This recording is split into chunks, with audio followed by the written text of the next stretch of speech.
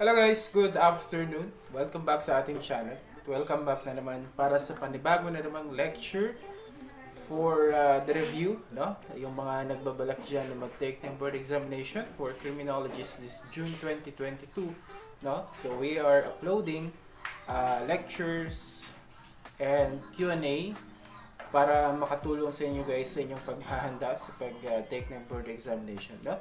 So, kung kayo ay interesado sa mga ganitong content or topic, no, huwag niyong kalimutang mag-subscribe sa ating channel para lagi kayong updated para sa ating mga uploads, no? At I hope na maging at least makatulong itong mga ina-upload natin video para sa inyong preparation. So, by the way, no, bago natin simulan, I want to greet everyone a happy Valentine. Maligayang araw ng mga puso guys sa inyong lahat, no? Today is February 14, okay? So yan guys, without further ado, let's jump into our discussion. Nandito pa rin tayo guys sa Division ng Criminal Jurisprudence wherein we are discussing law-related questions, no? For your preparation and your board examination on the Division Criminal Jurisprudence, okay? So, let's jump into the question. Meron tayong tanong dito guys. Basahin ko lang. Question, Mr. Pedro borrowed the laptop of his classmate 1. He promised to return it the next day. However, few days had passed. 1 demanded to Pedro to return the said property immediately, but to no avail, Mr. Pedro refused. Okay? So, bali ang buod nito guys is si Mr. Pedro, pinahiraman niya ng laptop yung kaklase niya na si Mr. 1. Pero nung hinihingi na ni Mr. Pedro, ni Mr. 1, nung may-ari ng laptop, na ibalik na sa kanya yung laptop, ay hindi po binalik ng humiram na si Mr. Pedro, or tumanggi po siya na ibalik ang laptop na hiniram niya. Okay? So, the question is there a crime committed? No? So, we have again 4 choices there, no? We have choice letter A. Yes, there's a crime committed, it's robbery. For B, yes, there's a crime committed, it's estafa. Letter C, yes, there's a crime committed, and it is theft. Okay? So basically, we're going to distinguish these 3. Robbery, estafa, and theft. No? Ano yung mga pagkakaiba nila guys? So, alamin natin muna yung pagkakaiba nila bago natin masagot yung tanong natin, what crime was committed in the given circumstances. Okay? So, let's talk first about robbery. No? Basically, lahat naman ito, robbery, estafa, and theft, involves the taking of someone's property or a property that belongs to another. No? Ang pagkuha ng isang ari-arian, property, personal property, no? Na pagmamay-ari ng iba na without consent or knowledge from the owner. Ibig sabihin, hindi alam na ng may-ari na kinuha mo yun or hindi kanya pinayagan na kunin mo yun. Then, that is either a robbery, estafa, or a theft. No? But of course, there's a distinction between them. May pagkakaiba-iba yan guys. Kasi, alam niyo naman, especially when you will become a police officer, you need to you should be able to identify what crime was committed based on the available data as to the elements, no, as to the circumstances of the crime that was when it was committed. So ano ba yung mga circumstances nating titignan? Let's talk about first the element of robbery. So as I've stated, robbery pertains to the taking of someone's property without the later's consent or knowledge. Okay? But, meron tayong tinatawag nating qualifying circumstances, no? Na dapat nandoon siya bago siya makonsider as robbery. No? Such as the following. Ito yung mga elements ng robbery, guys. Violence, no? Against person. If the taking was done, no? And there is a violence against any person. No? Yung, kumbaga, yung pinagkuhanan mo ng property, ginamitan mo ng dahas. So that's violence. Intimidation upon person, that's another element of robbery. The third one is force upon things. So ito lang yung tandaan nyo na when it comes to robbery. if you are trying to identify what crime was committed when there is a property taken, tignan nyo, meron bang ginamit na violence, intimidation, or force? Because if there is, then definitely that would be considered as robbery. Paano yung violence against person? Halimbawa, binugbog mo yung isang tao para makuha mo yung kanyang cellphone. That is violence against person. No? Then, the crime that was committed, no? Kasi you took the property of that person, tapos you did it with the use of violence. So, sapilitan. Okay? So, that is robbery. No? And when we are talking about the crime committed in relation to the taking of property, yun yung ina-identify natin. Intimidation upon person, like for example, is tinutukan mo siya ng kutsilyo or tinutukan mo ng baril para makuha mo yung property niya. No? Like for example, hold up. No? Yung alam nating hold up, di ba? Tututukan ka ng kutsilyo, tututukan ka ng baril, hihingiin yung pera mo, yung wallet mo, yung phone mo, yung alahas mo, something like that. That is intimidation upon person, no? And that will fall under the crime of robbery. Meron naman yung tinatawag nating force upon things, no? Force upon things refers to the use of force in order either to gain entry or to gain exit. So let's say for example, binasag mo yung salamin ng kotse ni Mr. Pedro para makuha mo yung laptop sa loob, yung pitaka sa loob, yung alahas, yung cellphone sa loob, something like that. So that taking of property, yung pagkuha mo ng property na yan, no, as done through the use of force, no, upon things, dahil binasag mo yung salamin, no, so there is force applied in order to take the property. So the crime here that we are pertaining to will fall under the crime of robbery. No? So yun yung tandaan natin. Violence, intimidation, force upon things. Okay? So let's see. On the question above, wala naman tayong binanggit that there was a violence, no? There was intimidation, or there was a force upon thing doon sa pagkuha ni Mr. Pedro, no? Pagkuha ni Mr. Pedro doon sa laptop, no? 'Di ba? Kumbaga is hiniram niya eh. So wala tayong violence, walang intimidation, walang force. So it is not robbery. So X na natin ang letter A. Let's proceed into the second choice, which is estafa, no? Actually guys, no, medyo pwedeng magkalituhan tayo when it comes to estafa, no, and theft, specifically qualified theft, no? Ano naman kasi yung element of estafa, no? By the way, estafa is the same, no? Taking of someone's property, no? However, the means of commission, no, before siya ma-considered as estafa is meron yung tinatawag nating there must be false pretense, fraudulent act, or fraudulent means. False pretense like pagpapanggap, no? Fraudulent act is panlilinlang, no? Fraudulent means fraudulent act, panlilinlang. So para makuha yung isang bagay, nagpanggap ka, no? Or hindi kaya is nilinlang mo siya, yung tao na yan, para makuha mo yung isang bagay, no? That is estafa. Nakuha? Kanina, kung ginamitan mo ng violence, ginamitan mo ng intimidation, ginamitan mo ng force, yung pagkuha mo sa gamit niya yan, that will fall under robbery. Pero kung ang ginamit mo is like false pretense, no, panlilinlang, pagpapanggap, no, para makuha mo yung isang bagay, then that is considered as estafa. Okay? Estafa. Like for example, di ba? Gusto mong kunin yung cellphone ni Mr. Pedro. So what did you do? No? Nagpanggap ka? Okay, nagpanggap ka na, halimbawa, sir, gusto ko lang isa akong cellphone technician. Kailangan nating tignan yung cellphone mo para nang sa ganun lang ma-check natin kung may mga virus, no? Kasi marami na ngayon ang nahahack ang cellphone, something like that. So kailangan natin siyang i-examine para safe ka. Kumbaga, Kumbaga, inaano kita, no? Sinesales stock kita nang sa ganun, sige, iabot mo sa akin yung cellphone mo. No? So, tignan na, patingin ako sir ng cellphone mo. Tapos mamaya, sasabihin na, dalhin ko lang ito sir doon sa shop. Sunod ka na lang po sa shop natin para mas makilatis natin. Then later on, binigay mo yung cellphone mo. Wala pang mga 5 minutes or so, hindi mo na siya makita. Wala na siya. Kumbaga is, asa na siya? Wala na, hindi mo na siya makita. Okay?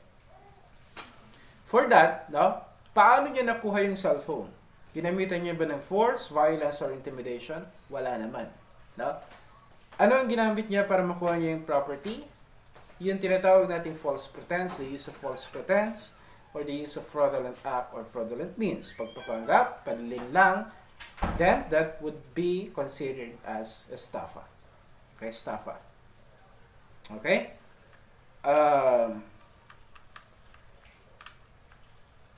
For choice letter C, yan. For choice letter C, we're referring to the crime of theft. No? By the way, tignan nga natin yung question again. Mr. Pedro borrowed the laptop of his classmate 1. He promised to return it the next day. So, as you can see, doon sa ating question, meron ba doon action which can be considered as false pretense, pagpapanggap o panlilinlang? Nilinlang ba ni Mr.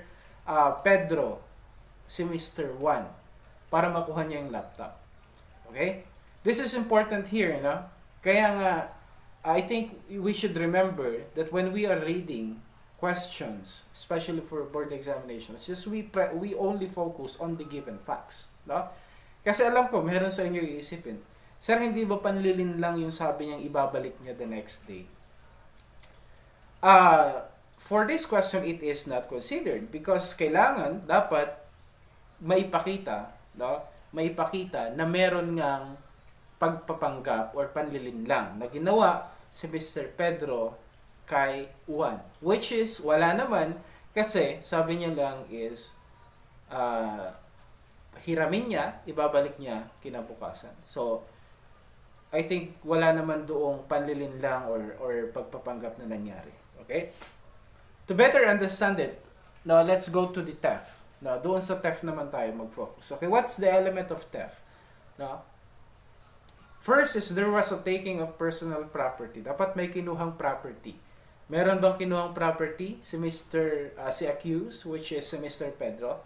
Yes. Ang kinuha niya is laptop. Okay? Second element, the said property belongs to another. Okay? So, kanino ba yung laptop? Kanino yung laptop? Kay Mr. 1. Which means that the property belongs to another. Pag mamayari siya ng ibang tao. Third element, that the taking was done without the consent of the owner. Okay. So this is argumentative. The taking was done without the consent of the owner. Dito sa question natin, was there consent? Okay, was there a consent? When Pedro borrowed the laptop of Mr. 1, there was a consent. Merong consent. Okay? Merong consent. Kasi binigay mismo ni Mr. 1 yung kanyang laptop. Dahil nga, sabi niya, ibabalik niya din lang.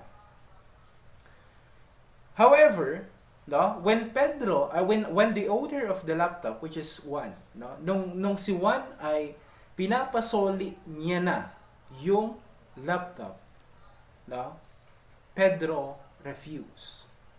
That's the point where the taking will start.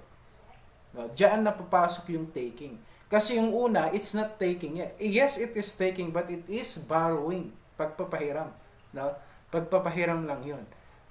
Ang taking ay mangyayari na the moment that Mr. 1, the owner of the laptop, demanded for the return of the said property to his possession. Nung pinapabalik niya na yung laptop, pero ayaw ibalik, then that is when the taking commences. That's when the taking commences. So with that, does the owner of the laptop consented Mr. Pedro to further extend his possession of the property, of his property? Parang pinayagan ba ni Mr. 1, yung may-ari ng laptop, na magtagal pa sa kanya yung laptop? Hindi, no? Hindi na. Why? Kasi he is already demanding the return of the laptop. So there was no consent from the owner from that point that the owner of the laptop had demanded the return of the said property. Doon na kasi siya nag-i-start. So letter C or the third element, pasok po yan. Ano? Pasok po. Taking was done without the consent of the owner. Okay? The fourth element is that the taking was done with intent to gain. With intent to gain. Ito naman with regards to the intent, no, you know naman that of course intent is very important since it's punishable under revised penal code. But the refusal to return the property to the rightful owner already means, no, that there is an intent to gain from that person, di ba? Siyempre, kung wala siyang intent to gain from that or to benefit from that, di binalik niya sana, di ba? Pero since ayaw niya ibalik, so ano na yan? It is already understandable that the owner, that he, Mr. Pedro, has the intent to gain. No? So, pasok po yan. The fifth element, the taking of the property do not fall under robbery. So, tignan natin, pasok ba siya sa robbery? The taking, pasok ba siya sa robbery? Ginamitan ba ni Mr. Pedro ng violence yung pagkuha niya sa laptop ni Mr. Juan? Wala naman. Meron bang intimidation? Wala naman. Meron bang force of hunting? Wala naman. So, it does not fall under the case of or the crime of robbery. So, pasok pa rin tayo doon. Last element is that the taking was done under any circumstances of the taking was done under any of the circumstances in Article 310, no, of the Revised Penal Code. So under Article 310 of the Revised Penal Code talks about qualified theft. Qualified theft, no? Ito yung mas mataas konti doon sa simple theft. No? Pag qualified theft, mas mataas ang parusa niyan. Ang nakalagay doon sa qualified theft, isa sa nakalagay doon is that abuse or great abuse of confidence. Okay?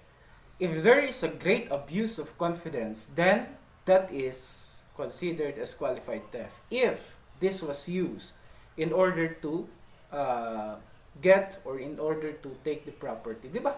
Parang ganun. No? Mr. Pedro borrowed the laptop of his classmate Juan. And Juan, no, lent it to him, no, because bakit mo ba ipapahiram yung gamit mo? Bakit mo ipapahiram sa isang tao yung gamit mo? No? It is understandable that he trusted Mr. Pedro kasi kaklase niya. Okay? Ngayon, nangako siya na ibabalik niya kinabukasan, hindi niya tinupad. Then, he demanded na maibalik na, ayaw niya nang ibalik. So, clearly, no, that under the element of theft, this was done under the circumstances enumerated under the qualified theft, which is if the taking was, no, if the circumstances of the taking of the property was or has something to do with great abuse of confidence, no, may pang-aabuso sa tiwalang pinagkaloob, no, then that will fall under the qualified theft. Okay? That will fall under the qualified theft. No? Paano yan naiba doon sa Estafa? Doon kasi guys sa Estafa, no, ang nag-i-initiate dito is the perpetrator. No? The perpetrator. Ang lumalapit dito, no, na gumagamit ng panlilindang or pagpapanggap is the perpetrator.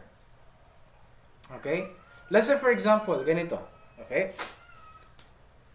I pretended to be the collector of the payment, no, for a group project, no. Magkakaklase tayo, panggap ako na ako yung inutusan ni teacher na mangolekta ng tigo 100 kaya sa inyong lahat, no. So kinolekta ko yung siningil ko yun under false pretense, may pagpapanggap kasi nga I'm pretending to be somebody, no, that I am not. Like I'm pretending to be the person authorized by our teacher to collect money. So, nagpanggap ako, nainutusan ako ni teacher na ganito, maningil daw kayong tigo 100, things like that. Then, nung nasingil ko kayong lahat, I took advantage of it, ginamit ko yung pera sa sarili kong interest. No, that's estafa. Estafa po yan. Okay? Samantalang, Ibang usapan naman kapag halimbawa, okay, ah, lahat ng collection binigay sa iyo. Hawakan mo muna, ikaw na lang magbigay kay teacher, no? Kumbaga lahat kayong magkakaklase, binigay nyo sa kanya, sa isang tao yung bayad, o ikaw na lang magbigay kay teacher, no? Kumbaga nag-volunteer kayo na ibigay nyo sa akin lahat, like lahat kayong kaklase ko, pakibigay mo na lang kay teacher, pakibigay mo na lang kay teacher, itong bayad ko, naipon lahat ng pera, no? Dahil ako na yung inutusan yung magbigay kay teacher. But to no avail, no, hindi ko binigay. Kumbaga, binulsa ko, tinakbo ko, ginamit ko na lang. So in that sense, wala namang panlilinlang or pagpapanggap, but there is a taking, no? May pangunguha, no? Which means that case, it's not, of course, pinilit ko ba kayo magbigay? Did I use violence? No. Did I use intimidation? No. Did I use force upon things? No. No, hindi wala 'yun. So it's not robbery. Now, nagpanggap ba ako, no, para makuha ko yung pera sa inyo? Nilinlang ko ba kayo, no, para makakolekta ako ng pera sa inyo? Hindi naman, kasi kayo mismo yung lumapit sa akin. But then, the money I was entrusted to, I took advantage of it. Ginamit ko sa pansarili kong interest. Okay? So that is not estafa, but rather it is qualified theft or theft. Nakuha yung pagkakaiba ng estafa and theft, no? Pag may panlilinlang pagpapanggap, that's estafa. Pag wala naman, like simple taking of property without the consent or the knowledge of the owner, then that is theft, no? If the taking was done with the use of violence, intimidation, force upon things, that is robbery. Okay? So, that means that the answer for this question is no other than letter C. No? Yes, it is theft. To be more specific, the crime that was committed was qualified theft. Okay? Yan guys, no? So I do hope I was able to impart knowledge to you regarding this subject. And if you find this video helpful, useful, no, don't forget to hit the subscribe and like button at paki-share na rin guys bilang pagsuporta sa ating YouTube channel. Ano? And if you want more, antabay lang kayo kasi dire-diretso na natin mag-upload ng mga questions na ganito para makatulong sa inyong paghahanda para sa board examination sa nalalapit ng June 2022. Okay? So that's it for today guys. See you on the next video. Bye-bye!